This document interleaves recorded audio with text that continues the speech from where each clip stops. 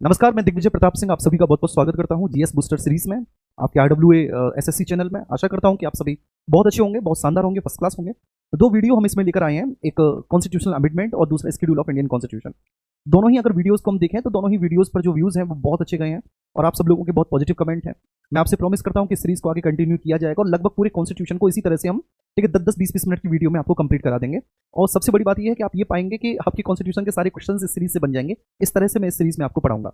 लेकिन एक बात ध्यान रखना, जितने भी कॉन्स्टिट्यूशनल और नॉन कॉन्स्टिट्यूशनल बॉडीज हैं उनको हम अलग से कराएंगे इसी सीरीज में। लेकिन अभी हम बात कर रहे हैं कुछ प्रमुख संवैधानिक पदाधिकारियों के बीच में कंपैरिजन की, जैसे राष्ट्रपति और राज्यपाल के बीच में कंपैरिजन होगा। अगला जो वीडियो होगा उसमें प्रधानमंत्री मुख्यमंत्री के बीच में कंपैरिजन होगा। अगले वीडियो में महान्यायवादी और महाधिवक्ता के बीच में हम कंपैरिजन करेंगे। तो ऐसे करके जो हम कंपैरिजन करेंगे ना, उसमें हम एक तरह से कॉन्स्टिट्यूशन आपको पढ़ा रहे हैं। अगर मैं राष्ट्रपति और राज्यपाल के बीच में कंपैरिजन करा रहा हूं तो मैं राष्ट्रपति और राज्यपाल को आपको पढ़ा रहा हूं। ये बात आपको समझना है। ये कंपैरिजन का मतलब ये कोई टीवी शो नहीं है ना। इसका सीधा सा उद्देश्य है कि आपके एग्जाम में यहाँ से प्रश्न मिले और आप इंटरेस्टिंग वे में पढ़ें, बिना ये सोचे हुए कि मैं पढ़ रहा हूँ। ठीक है, मतलब मैं 10 मिनट की एक वीडियो देख रहा हूँ जिसमें मजा आ रहा है और मेरे क्वेश्चंस क्लियर हो रहे हैं। इस तरह का उद्देश्य है मेरा। आइए स्टार्ट करते हैं। जैसे कि मैंने बोला है बिल्कुल आसान भाषा में। ठीक है, अब हम यहाँ पर देखेंगे फीचर्स। यहाँ पर है भारत के राष्ट्रपति और यहाँ पर है राज्यों के राज्यपाल। ठीक है, अगर हम फीचर्स के बारे में बात करें तो यहाँ पर है कि भाई जो संबंधित संवैधानिक अनुच्छेद है, राष्ट्रपति से संबंधित संवैधानिक अनुच्छेद आर्टिकल 52 है। आर्टिकल 52 में है कि भारत का एक राष्ट्रपति होगा।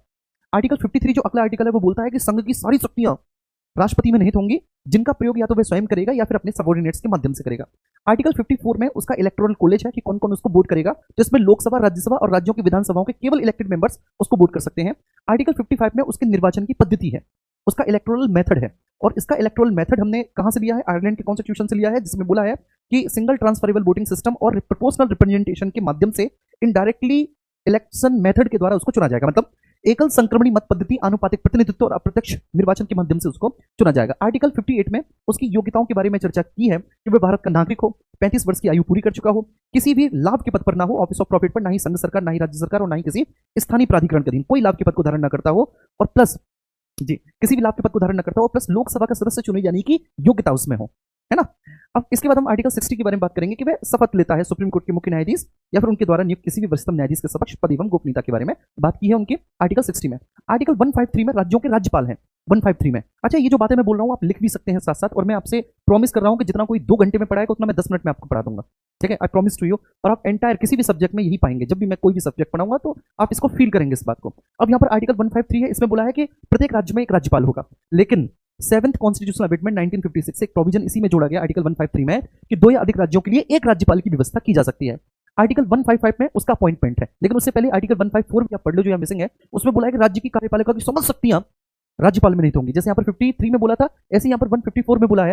यहाँ पर राष्ट्रपति के लिए बोला था कि संघ की कार्यपालिका की समस्त शक्तियां राष्ट्रपति में नहीं होंगी, जिनका प्रयोग राष्ट्रपति या तो स्वयं करेगा, अपने अधीनस्थों के द्वारा करेगा। और यहाँ पर जो है, यहाँ पर बोला गया राज्यपाल के लिए आर्टिकल 154 में कि राज्य की समस्त कार्यपालिका की संबंधी शक्तियां राज्यपाल में नहीं होंगी, जिनका प्रयोग राज्यपाल या तो स्वयं करेगा या अपने अधीनस्थों के द्वारा करेगा। आर्टिकल 155 में उसका अपॉइंटमेंट है, उसका अपॉइंटमेंट राष्ट्रपति के द्वारा, मतलब उसकी नियुक्ति राष्ट्रपति के द्वारा की जाती है। ठीक है, एक अधिपत्र और मोहर के माध्यम से पूरे राजकीय सम्मान के साथ उसकी नियुक्ति होती है। लेकिन राष्ट्रपति उसकी नियुक्ति प्रधानमंत्री और मंत्रिपरिषद की सलाह पर ही करते हैं, और वो राष्ट्रपति के ड्यूरिंग द प्लेजर अपने पद को ग्रहण करता है, राष्ट्रपति के प्रसाद पर्यंत अपने पद पर बना रहता है। 156 में उसका कार्यकाल है और बोला है कि वह पद ग्रहण की तारीख से 5 वर्ष की अवधि तक पद धारण करेगा। लेकिन चूंकि वह राष्ट्रपति के प्रसाद पर्यंत पद धारण करेगा तो राष्ट्रपति कभी भी उसको पद से हटा सकते हैं। यहां पर आप पूछेंगे कि सर राष्ट्रपति का कार्यकाल किसमें है, तो आर्टिकल 56 में राष्ट्रपति का कार्यकाल है। राष्ट्रपति के कार्यकाल में ये बोला है कि वह पद ग्रहण की तारीख से 5 वर्ष की अवधि तक पद धारण करता है। समय से पहले कभी भी वह उपराष्ट्रपति को संबोधित अपने हस्ताक्षर सहित लेख के द्वारा अपना पद त्याग सकता है, और उसको हटाया भी जा सकता है महाभियोग के द्वारा, इंपीचमेंट के द्वारा। तो इसलिए आर्टिकल 56 क्लॉज 1 में सबसे पहले महाभियोग शब्द का प्रयोग किया गया है, महाभियोग शब्द आया। लेकिन महाभियोग की प्रक्रिया के बारे में जो जिक्र किया है वह आर्टिकल 61 में किया गया है, उस प्रोसेस के बारे में। लेकिन सबसे पहले एनकाउंटर आर्टिकल 56 में हुआ है। और आर्टिकल 56 क्लॉज 1 में यह भी है कि कार्यकाल की समाप्ति के बाद भी वह तब तक पद ग्रहण करेगा जब तक कि उसका उत्तराधिकारी पद ग्रहण ना कर ले। कार्यकाल की समाप्ति होगी तब तक वह अपने पद पर बना रहेगा जब तक कि उसका सक्सेसर ना आ जाए। ठीक है, वह तब तक अपना पद ग्रहण करेगा। अब यहां पर बात करेंगे उसकी नियुक्ति या फिर चयन की विधि। तो आर्टिकल 54 में उसका निर्वाचक मंडल है, संसद में लोकसभा, राज्यसभा और राज्य विधानसभाओं के इलेक्टेड मेंबर्स के द्वारा जो एक इलेक्टोरल कॉलेज बनता है उसके माध्यम से उसका चुनाव होता है। इनडायरेक्टली चुनाव होता है जो कि एकल संक्रमणी मत पद्धति और आनुपातिक प्रतिनिधित्व के माध्यम से होता है। ठीक है, अब यहाँ पर राष्ट्रपति द्वारा सीधे इसको अपॉइंट किया जाता है, केंद्र सरकार की सिफारिश पर इसको अपॉइंट किया जाता है। यहाँ पर भी आयु 35 वर्ष होनी चाहिए, यहाँ पर भी 35 वर्ष होनी चाहिए। नागरिकता के लिए दोनों का भारत का नागरिक होना अनिवार्य है। अच्छा, एक बात ध्यान रखना, ये जरूरी नहीं कि जन्म से ही भारत का नागरिक हो, ना ही राष्ट्रपति ना ही राज्यपाल। नागरिकता आप 5 आधारों पर ले सकते हैं, सीए 1955 बोलता है। या तो आप जन्म से भारत के नागरिक हो, या वंशक्रम से, या फिर रजिस्ट्रेशन से, या फिर देशीकरण से, या फिर कोई भी राज्य क्षेत्र के अर्जन से आप भारत के नागरिक हो। तो 5 में से किसी भी आधार पर आप भारत के नागरिक हो। आप राष्ट्रपति बन सकते हैं, राज्यपाल राज्यों के बन सकते हैं। जबकि अगर अमेरिका में बात करें ना, अमेरिका में राष्ट्रपति बनने के लिए वहां पर आपको जन्म से अमेरिका का नागरिक होना जरूरी होता है आपके लिए, कि जन्म से आप अमेरिका के नागरिक हो। ठीक है, अब अगर हम योग्यता के बारे में बात करें तो यहाँ पर बोला है कि भाई मैं लोकसभा का सदस्य चुने जाने की योग्यता रखता हूं, और यहाँ पर बोला है कि किसी भी सदन का सदस्य नहीं होना चाहिए, सदस्य होने पर पद ग्रहण की तिथि से सीट रिक्त उसकी मानी जाएगी। ठीक है, मैं कोई भी लाभ का पद धारण न करता हूं, ना ही किसी केंद्र सरकार या लाभ राज्य सरकार या किसी भी स्थानीय प्राधिकरण के अधीन किसी भी तरह के किसी भी ऑफिस ऑफ प्रॉफिट को धारण न करता हूं, लाभ के पद को। और यहाँ पर भी यही है कि वह किसी भी लाभ के पद को धारण न करता हूं। यहाँ पर बोला है भैया कि वह पद ग्रहण की तारीख से 5 वर्ष तक, ठीक है, अपने पद को धारण करेगा। आर्टिकल 57 में है कि उसको पुनः नियुक्त किया जा सकता है, वो जितनी बार चाहे उतनी बार नियुक्त हो सकता है। लेकिन अगर हम बात करें अमेरिका का राष्ट्रपति तो केवल 2 ही बार मैक्सिमम वहां पर कोई भी एक व्यक्ति 2 बार राष्ट्रपति बन सकता है। भारत में ऐसी कोई कंडीशन नहीं है, वो जब तक चाहे तब तक भैया राष्ट्रपति बने, बस 5 वर्ष के बाद चुनाव जीत कर आ जाए। ठीक है, आप चाहो तो जितनी भी बार चाहो उतनी बार बनो। यहां पर बोला है कि वह ड्यूरिंग द प्लेजर ऑफ राष्ट्रपति अपने पद को ग्रहण करता है, लेकिन उसका सामान्य कार्यकाल 5 वर्ष का होता है। हटाने की प्रक्रिया आर्टिकल 61 में है। यहां पर चूंकि वह राष्ट्रपति के पश्चात पर्यंत पद धारण करता है, बच्चे संविधान में उसको हटाए जाने का कोई भी आधार नहीं है। राष्ट्रपति जब चाहे तब उसे उसको पद से हटा सकता है, लेकिन इसे हटाए जाने का आधार है, और इसे हटाए जाने के आधार आर्टिकल 61 में महाभियोग है। कैसे हटाएंगे महाभियोग की प्रक्रिया के द्वारा? तो सबसे पहले एक प्रस्ताव लाया जाएगा, आप उस प्रस्ताव को किसी भी सदन में लेकर आ सकते हैं, लोकसभा या राज्यसभा में। लेकिन उस सदन में, किसी भी सदन में जब आप प्रस्ताव लेकर आएंगे तो सदन के टोटल के 1/4 से ये प्रस्ताव पास होना चाहिए। इस प्रस्ताव की सूचना आप उसको 14 दिन पहले दे दें। इस बात को इंश्योर करें कि 14 डेज बिफोर इस प्रस्ताव की सूचना मिल जानी चाहिए उसको। ठीक है, अब जैसे जिस भी सदन से पास हो गया तो फिर उस सदन में ये प्रस्ताव चला जाएगा, और जाने के बाद फिर ये दोनों ही सदन से अलग अलग टोटल के 2/3 से पास होगा। अगर ये दोनों ही सदन के टोटल के 2/3 से पास होगा, उसको तृतीय प्रकार का विशेष बहुमत कहते हैं, third type of special majority. केवल एक ही बार इसका यूज किया गया है राष्ट्रपति के रिमूवल में, और राष्ट्रपति के रिमूवल की जो प्रोसेस है इसको हमने यूएस के कॉन्स्टिट्यूशन से लिया है, यूएस के कॉन्स्टिट्यूशन से लिया है। चाहे राष्ट्रपति पर रिमूवल, राष्ट्रपति की इंपीचमेंट की प्रोसेस हो, सुप्रीम कोर्ट और हाई कोर्ट के जजेस की इंपीचमेंट की प्रोसेस हो, और the office of vice president, उपराष्ट्रपति का पद, ये सब हमने कहां से लिया है? बोलो, ये सब हमने कहां से लिया है? ये हमने यूएस से लिया है। तो यूएस कॉन्स्टिट्यूशन से हमने ये बात ली है, और हमने बता दिया कि दोनों ही सदनों के, पहले लोकसभा फिर राज्यसभा, दोनों ही सदनों से अगर टोटल के 2/3 से पास हो जाएगा तो जिस स्थिति को ये पास होगा उस स्थिति को राष्ट्रपति को अपने पद से हटना होगा। यहां पर वह शपथ लेगा भारत के मुख्य न्यायाधीश या वरिष्ठतम न्यायाधीश के समक्ष, और यहां पर संबंधित राज्य के उच्च न्यायालय, जो संबंधित राज्य के उच्च न्यायालय के मुख्य न्यायाधीश होंगे उनके समक्ष, या फिर उच्च न्यायालय नहीं है तो उनके द्वारा नियुक्त कोई भी वरिष्ठतम न्यायाधीश उनके समक्ष शपथ लेता है। ठीक है, ये बात क्लियर है। अगर हम नियुक्तियों और प्रशासनिक अधिकारों के बारे में बात करें तो आप यहां पर आएंगे। ठीक है, ये ध्यान रखना बच्चे, भारत सरकार का प्रमुख, ठीक है, राष्ट्रपति होता है। राष्ट्रपति हेड ऑफ स्टेट है, राष्ट्रपति हेड ऑफ स्टेट है, राष्ट्रपति भारत सरकार का प्रमुख है। ठीक है, देश का शासन उसी के नाम पर चलाया जाता है, ये समझना, देश का शासन उसी के नाम पर चलाया जाता है, वह हेड ऑफ स्टेट है जो आपका राष्ट्रपति है। यहां पर अगर हम बात करें तो ये प्रधानमंत्री की नियुक्ति करते हैं। आर्टिकल 75 क्लॉज 1 में प्रधानमंत्री की नियुक्ति राष्ट्रपति करेगा, और यहां पर आर्टिकल 164 क्लॉज 1 के तहत तो मुख्यमंत्री की नियुक्ति राज्यों के राज्यपाल करेंगे। ठीक है ना? अच्छा, प्रधानमंत्री की सलाह पर वह अन्य केंद्रीय मंत्रियों की नियुक्ति करेंगे, आर्टिकल 75 क्लॉज 2, 75 क्लॉज 2, और यहां पर आर्टिकल 164 क्लॉज 2, यहां पर मुख्यमंत्री की सलाह पर वह, ठीक है, अन्य मंत्रियों की नियुक्ति करेंगे, लेकिन वह उसी व्यक्ति को वही मंत्रालय देंगे जो यहां पर मुख्यमंत्री बताएगा और यहां पर प्रधानमंत्री बताएगा। मतलब अपने विवेक से करने के लिए वह स्वतंत्र है ही नहीं भैया, बिल्कुल सिंपल सी बात है।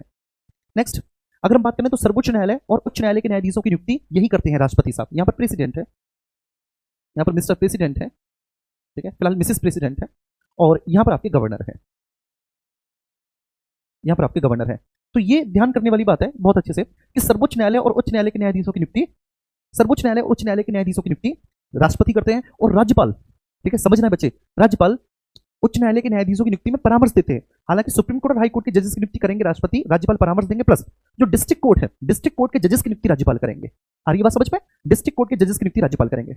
अगर हम बात करें तो राष्ट्रपति CAG, controller and auditor general of India, article 148 से 151 इसकी नियुक्ति करेंगे। चीफ इलेक्शन कमिश्नर, आर्टिकल 324 उसकी नियुक्ति राष्ट्रपति करेंगे। यूपीएससी, आर्टिकल 315 यूपीएससी के अध्यक्ष और सदस्यों की नियुक्ति राष्ट्रपति करेंगे। तो ये नियुक्तियां राष्ट्रपति करते हैं। यहां पर हम बात करें article 165 advocate general of state, अच्छा यहां पर आर्टिकल 76 भी होगा, ठीक है, जिसमें होगा आपका attorney general of India, AGI, उसकी भी नियुक्ति राष्ट्रपति करेंगे। यहां पर मिसिंग है तो अटॉर्नी जनरल ऑफ इंडिया की नियुक्ति भी राष्ट्रपति करेंगे। यहां पर एडवोकेट जनरल ऑफ स्टेट की नियुक्ति राज्यपाल करेंगे। जो राज्य का मुख्य चुनाव आयुक्त है, राज्य का मुख्य चुनाव आयुक्त और अन्य चुनाव आयुक्त, जिसके बारे में चर्चा आर्टिकल 243 के में और आर्टिकल 243 जेड में, ग्राम पंचायतों के लिए 243 के में है, ग्राम पंचायतों के लिए 243 के में है, और नगर निकायों के लिए 243 जेड में है, तो उसकी नियुक्ति करते हैं। आगे चलेंगे, राज्यों के राज्यपालों की नियुक्ति राष्ट्रपति करेंगे।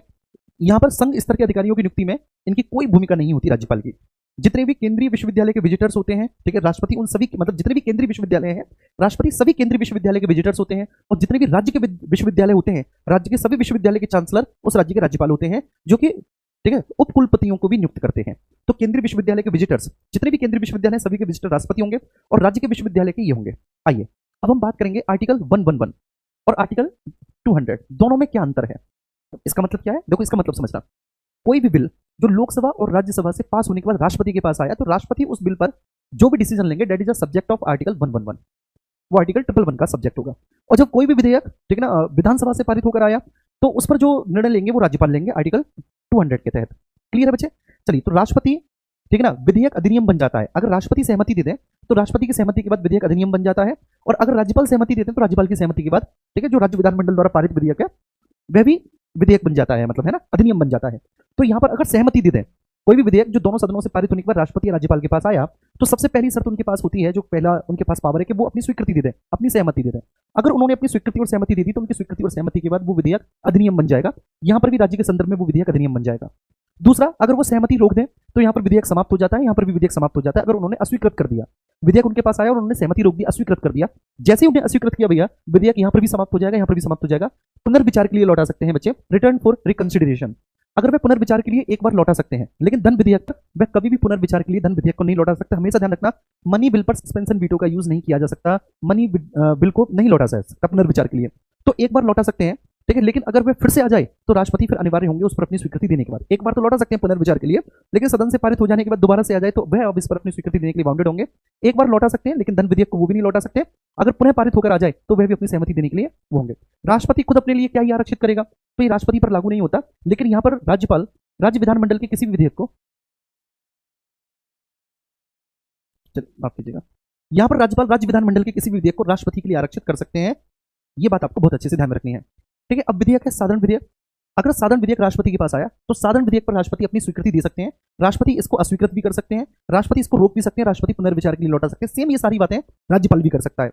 कोई भी साधारण विधेयक जो राज्यपाल के पास आया, राज्यपाल इस पर अपनी सहमति दे सकते हैं, राज्यपाल इसको रोक सकते हैं, राज्यपाल इसको लौटा सकते हैं, या राष्ट्रपति के लिए राज्यपाल इसको आरक्षित कर सकते हैं। धन विधेयक पर वो सहमति दे सकते हैं, रोक सकते हैं, लेकिन लौटा नहीं सकते, पुनर्विचार के लिए नहीं दे सकते। सेम यहीं पर सहमति दे सकते हैं, रोक सकते हैं, लेकिन लौटा नहीं सकते, प्लस राष्ट्रपति के लिए आरक्षित कर सकते हैं। धन विधेयक को राज्यपाल राष्ट्रपति के लिए आरक्षित कर सकता है। संविधान संशोधन विधेयक पर बच्चे सहमति देना अनिवार्य है, और संविधान संशोधन विधेयक राज्य के विधानमंडल में आते ही नहीं है। अध्यादेश जारी कर सकते हैं वे आर्टिकल 123 के तहत, जब संसद का कोई भी एक सदन सत्र में ना हो तब वे अध्यादेश जारी करके कानून बना सकते हैं, और यहाँ पर वो आर्टिकल 213 के तहत अध्यादेश जारी करके कानून बना सकते हैं। चलिए, अगर हम उनके फाइनेंशियल पावर्स, वित्तीय शक्तियों को देखें, तो वे संसद के समक्ष वार्षिक वित्तीय विवरण रखवाते हैं। जो बजट है, बजट के बारे में चर्चा आर्टिकल 112 में है, तो वे संसद के पटल पर अलग अलग राज्यसभा और लोकसभा में बजट को प्रस्तुत करवाते हैं। और यहाँ पर राज्यपाल आर्टिकल 202 के तहत राज्य विधानमंडल के पटल पर वार्षिक वित्तीय विवरण रखवाते हैं। धन विधेयक का पर्चा केवल राष्ट्रपति की सिफारिश पर लोकसभा में किया जाता है, यहाँ पर केवल राज्यपाल की सिफारिश पर विधानसभा में धन विधेयक का पर्चा। देखो, कोई भी विधेयक धन विधेयक है या नहीं, वह लोकसभा स्पीकर प्रमाणित करता है, लेकिन पर्चा उसका राष्ट्रपति करता है लोकसभा में। कोई भी विधेयक धन विधेयक है अथवा नहीं, राज्य की विधानसभा में विधानसभा स्पीकर इसको प्रमाणित करता है, लेकिन पर्चा उसका राज्यपाल करता है निम्न सदन में। अनुदान की मांग राष्ट्रपति की सिफारिश के बिना कोई भी अनुदान नहीं दिया जा सकता। यहाँ पर राज्यपाल की सिफारिश के बिना भी कोई अनुदान नहीं दिया जा सकता। जो कंटिजेंसी फंड होता है, आकस्मिकता निधि, इस पर यहाँ पर राष्ट्रपति का कंट्रोल होता है, आर्टिकल 267। यहाँ पर राज्यपाल का कंट्रोल होता है राज्यों की आकस्मिकता निधि पर, आर्टिकल 267 क्लॉज 2। ठीक है, यहाँ पर अगर हम बात करें तो प्रत्येक 5 वर्ष पर आर्टिकल 280 के तहत वह प्रत्येक 5 वर्ष के अंतराल पर एक वित्त आयोग का गठन करता है, और यहाँ पर राज्यों में राज्यपाल राज्य वित्त आयोग का गठन करता है। ग्राम पंचायतों के लिए आर्टिकल 243 आई के आधार पर, और नगर निकायों के लिए आर्टिकल 243 बाई के आधार पर राज्य वित्त आयोग का गठन यहाँ पर भी प्रत्येक 5 वर्षों के अंतराल पर किया जाता है पंचायतों की समीक्षा के लिए। अब हम बात करें 72 है क्षमादान की शक्ति राष्ट्रपति की। केंद्रीय कानूनों के विरुद्ध अपराध पर लागू है। अगर केंद्रीय कानूनों के विरुद्ध कोई भी अपराध हुआ है तो क्षमादान राष्ट्रपति करेंगे। ठीक है, अगर राज्य कानूनों के विरुद्ध अपराध हुआ है तो वहां पर क्षमादान की शक्ति राज्यपाल के पास होगी। राष्ट्रपति की क्षमादान की शक्ति आर्टिकल 72 में है, और राज्यपाल की क्षमादान की शक्ति आर्टिकल 161 में है। ये बात ध्यान रखना है। राष्ट्रपति मृत्युदंड को क्षमा कर सकते हैं, लेकिन राज्यपाल मृत्युदंड को क्षमा नहीं कर सकते, केवल निलंबित या कम कर सकते हैं, क्षमा नहीं कर सकते। ठीक है, राष्ट्रपति कोर्ट मार्शल के निर्णय को भी क्षमा कर सकते हैं, कम कर सकते हैं। राज्यपाल बच्चे कोर्ट मार्शल के निर्णय के संबंध में कोई शक्ति नहीं रखते। इसके अलावा बाकी की सभी शक्तियां राष्ट्रपति और राज्यपाल की क्षमादान की समान है। लघुकरण, निलंबन, परिहार, ठीक है ना, विराम, ये सभी शक्तियां समान है। बस मृत्युदंड की क्षमा को राज्यपाल नहीं कर सकते माफ, और प्लस वह कोर्ट मार्शल की सजा के संबंध में किसी भी प्रकार का कोई भी डिसीजन नहीं ले सकते। ठीक है ना। केंद्रीय कैबिनेट गृह मंत्रालय की सलाह पर कार्य करते हैं राष्ट्रपति, और राज्य सरकार की सलाह पर राज्यपाल कार्य करते हैं। अगर हम बात करें भारत के राष्ट्रपति, मंत्रिपरिषद की सलाह एक बार पुनर्विचार, ठीक है ना, मतलब अगर मंत्रिपरिषद की कोई भी सलाह राष्ट्रपति के पास आई, समझना, मंत्रिपरिषद की कोई भी सलाह राष्ट्रपति के पास आती है, मतलब बहुत महत्वपूर्ण बात मैं आपको बताने जा रहा हूं। ठीक है, ये आपको बहुत कुछ सिखाएगी, बहुत महत्वपूर्ण बात है। मंत्रिपरिषद की सलाह अगर राष्ट्रपति के पास आई तो राष्ट्रपति एक बार इसे पुनर्विचार के लिए लौटा सकते हैं। ये प्रोविजन हमने 44वें संविधान संशोधन में जोड़ा है कि एक बार वैसे लौटा सकते हैं। लेकिन दोबारा से मंत्रिपरिषद ने फिर से राष्ट्रपति को भेज दिया तो राष्ट्रपति इस बार इस पर अपनी स्वीकृति देने के लिए बाउंडेड होंगे, बाध्य होंगे। ठीक है ना। सामान्यतः बच्चे अगर राज्यपाल के पास मंत्रिपरिषद की कोई भी सलाह आती है तो राज्यपाल बाध्यकारी है, लेकिन स्पष्ट संवैधानिक विशेषाधिकार के साथ। ठीक है, पूर्णतः क्षमा कर सकते हैं मृत्युदंड को। ठीक है बच्चे, ये सजा को कम या निलंबित कर सकते हैं, पूर्ण क्षमा नहीं कर सकते राज्यपाल। सैन्य शक्तियां, ठीक है, राष्ट्रपति के बारे में बोला गया है कि वह राष्ट्रपति साहब जो है आर्टिकल 52 क्लॉज 2 में कि वो तीनों ही सेनाओं के सर्वोच्च कमांडर हैं। युद्ध एवं शांति की घोषणा करने की शक्ति राष्ट्रपति में नहीं था, लेकिन आर्टिकल 114 क्लॉज 3 में बोला है कि वह विधि के प्राधिकार के बिना ऐसा कुछ भी नहीं करेंगे जिसमें धन खर्च होता हो। इनके पास कोई भी सैन्य या राजनयिक शक्ति नहीं है। आपातकालीन शक्तियां इनके पास, यहाँ पर बच्चे आपातकालीन शक्तियां इनके पास कुछ नहीं है। बस राज्यों में संवैधानिक तंत्र के विफल होने के आधार पर राष्ट्रपति शासन की ये केवल सिफारिश कर सकते हैं। ठीक है ना। संघ के पुनः पारित विधेयकों पर हस्ताक्षर करना अनिवार्य है। राज्य के पुनः पारित विधेयकों को अभी भी राष्ट्रपति के लिए आरक्षित आप कर सकते हैं। तो ये था राष्ट्रपति और राज्यपाल में अंतर। आई होप कि आपको बहुत मजा आया होगा। नेक्स्ट एपिसोड ठीक है आप लोग इंतजार करना, उसमें हम लोग प्रधानमंत्री और मुख्यमंत्री के कार्यों के बीच में, उनकी शक्तियों के बीच में ठीक है एक कंपैरिजन पढ़ेंगे और प्रश्न भी आपकी यहीं से बनेंगे। Thank you so much.